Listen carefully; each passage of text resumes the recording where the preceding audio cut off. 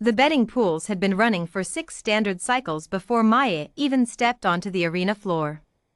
In every corner of the galactic concourse, species placed credits on the same outcome: the human would fall. Not slowly, quickly. Embarrassingly. The kind of defeat that made highlight reels for centuries. Kale, the Velhari combat champion, had never lost a sanctioned match.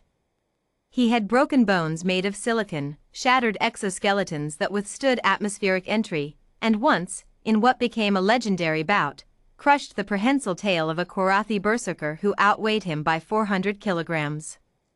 Kale was not merely a champion. Kale was an institution. Maya was a human. Specifically, Maya was a human from Earth, a Class 7 Deathworld, a planet that the Galactic Survey Commission had flagged with 17 red warnings and the informal designation: do not colonize. Do not visit. Do not make eye contact with anything that lives there. The concourse crowd packed the observation rings 300 tiers high. Joe, the Velhari commentator with silver-furred mandibles and 4 broadcasting eyes, adjusted her signal feed and spoke into 1,000,000 receiver implants across the galaxy. "Tonight's match is unprecedented," Joe announced, her voice carrying the practiced thrill of someone who had seen 1,000 fights. "Our reigning champion Kale faces a registered combatant from the Terran Compact. Classification: Human. Homeworld: Earth. Match type: Open rules submission or incapacitation. Odds favor Kale at 900 to 1. In the prep chamber, Maya rolled her shoulders and listened to the crowd roar. Me, a translator program wearing the name badge of her alien handler, hovered nervously at her elbow. "Maya. The crowd is large. Are you experiencing fear paralysis? I have documentation that humans sometimes." "I'm good," Maya said. "Your heart rate is elevated." "I'm excited." She cracked her knuckles, one by one. 8 sharp sounds, like a drummer warming up. "It's different." Me blinked all 3 of his optical sensors. "You are excited. About fighting Kale. He's supposed to be good, right? He is the greatest living practitioner of Velhari combat arts. He has defeated 47 challengers. Good." Maya smiled. It was a small smile, but something about it made me take 2 steps backward without deciding to. I was worried this would be boring. Kale entered the arena to thunder.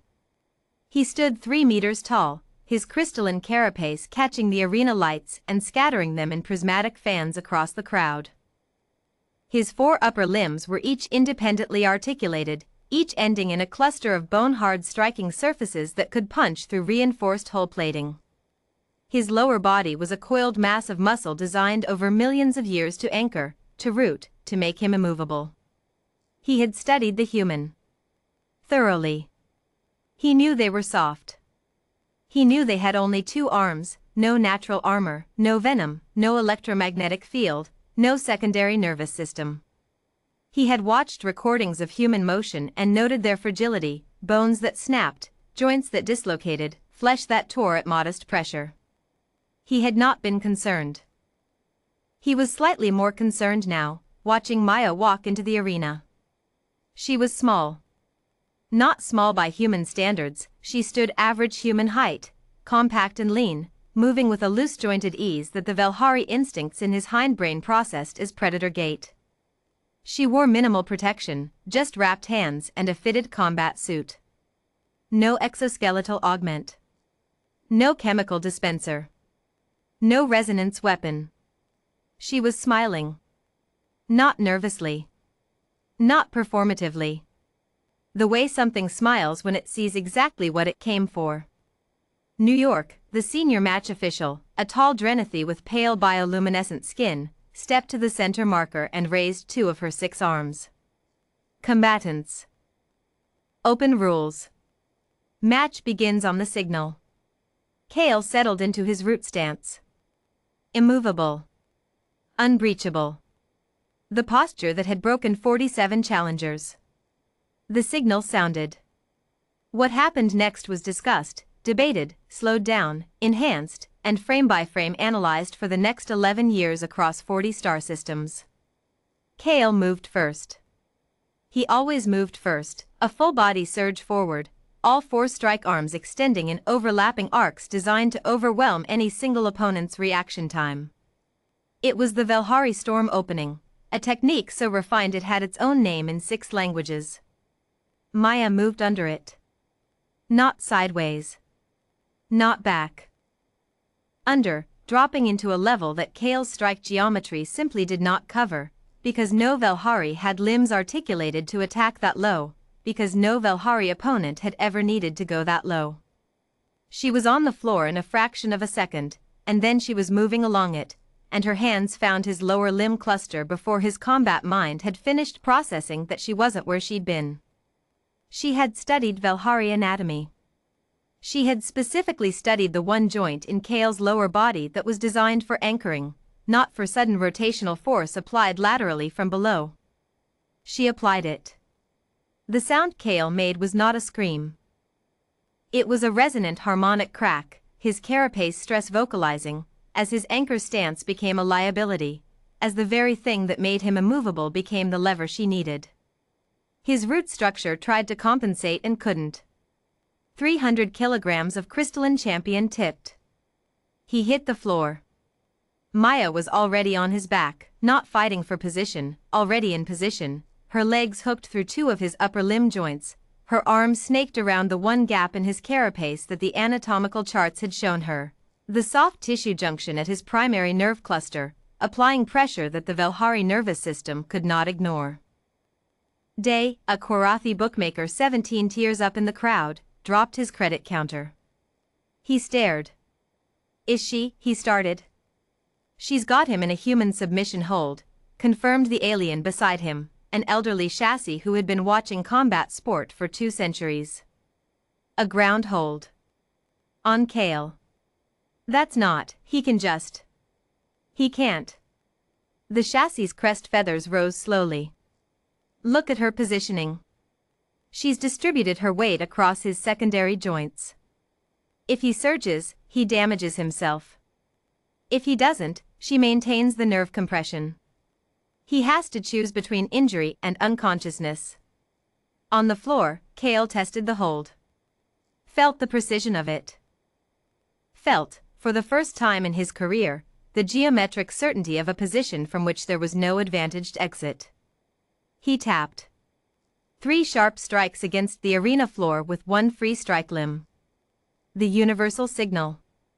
The match was over. Total elapsed time, 19 seconds. The silence lasted 4 full seconds, an eternity in a crowd of 60,000. Then Joe the commentator found her voice again, and it was not the smooth broadcast tone of a professional. It was the raw, unfiltered voice of something that had just witnessed an impossibility. Kale has submitted. Kale has, the human has. The crowd erupted. Not cheering, exactly. Something more disorganized. Shock expressing itself as noise. The Terran Compact's diplomatic observer, stood quietly in his sealed booth on Tier 40 and allowed himself one small fist pump where no cameras were pointed. He had read Maya's file. He had believed in the outcome. But believing in something and watching it happen were different experiences, it turned out. He opened a channel to the Compact office. Tell the ambassador she's going to want to see the recording. In the arena, Maya stood up, offered Kale a hand, a human gesture he had no context for, and then, when he didn't take it, simply waited while the medical staff moved in. New York, the match official, walked to the center marker and raised a single arm in Maya's direction. Winner, Maya. Human. Terran Compact. Maya nodded. Walked back toward the prep tunnel. Me was waiting at the entrance, all 3 optical sensors wide and unblinking. He had been a translator and handler for 11 years. He had seen Korathi berserkers, Drenathi warforms, 3 different species of combat-evolved apex fauna that had been granted compact membership on the condition they participate in no unsanctioned violence. He had never seen 19 seconds. How, he said, and it was not a full question, just the beginning of one, the part he managed to produce before language failed him. Maya pulled the wrapping from her right hand and flexed her fingers.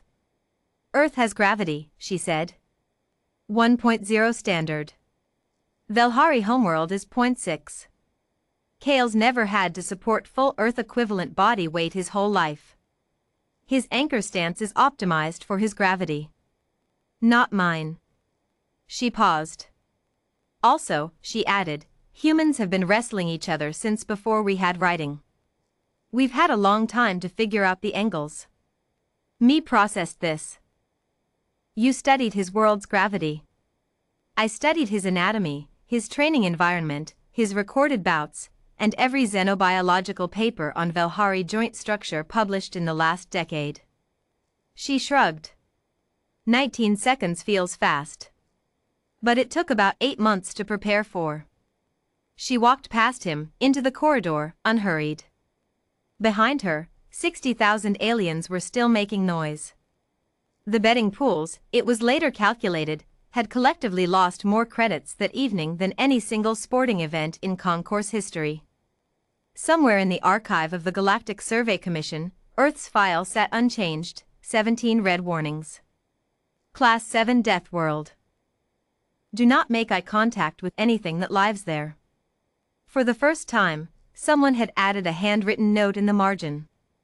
Especially the ones who smile when they're excited.